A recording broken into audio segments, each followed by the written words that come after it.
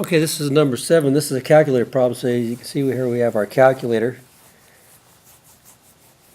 And we have the two equations. We had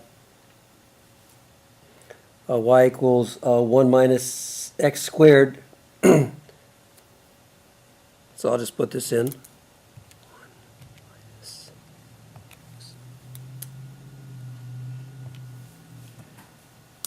And then equation number 2 was y equals the sine of x.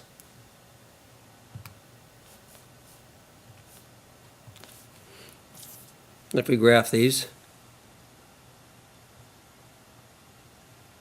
this is what we have here.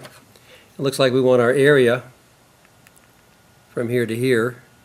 That's what is enclosed.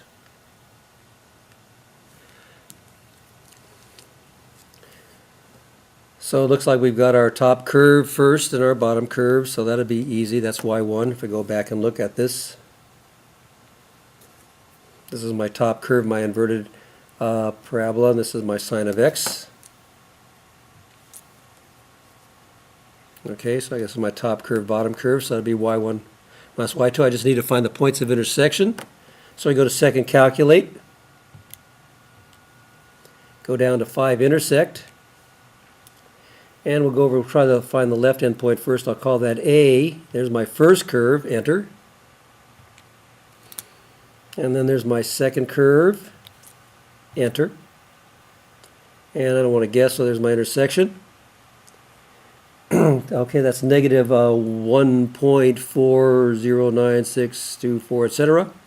So I'll go to second, quit, that's my home screen. I'm going to store that, and I'll store that in alpha A, enter. So there's your alpha A. And then I'll go back to my graph. And again, I'll find the second intersection point, so I'll go to second calculate and go down here to 5 intersect. And I'll move over to that second point, so I'll move my cursor over a little bit closer there. And I'll press enter.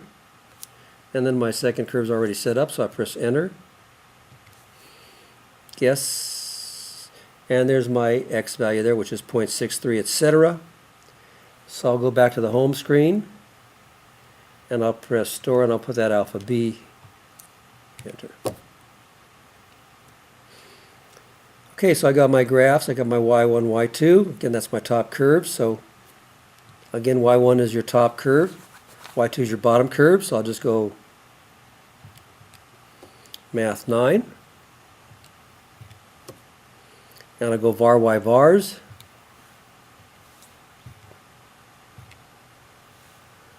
Minus var y vars, enter, and down here to number 2.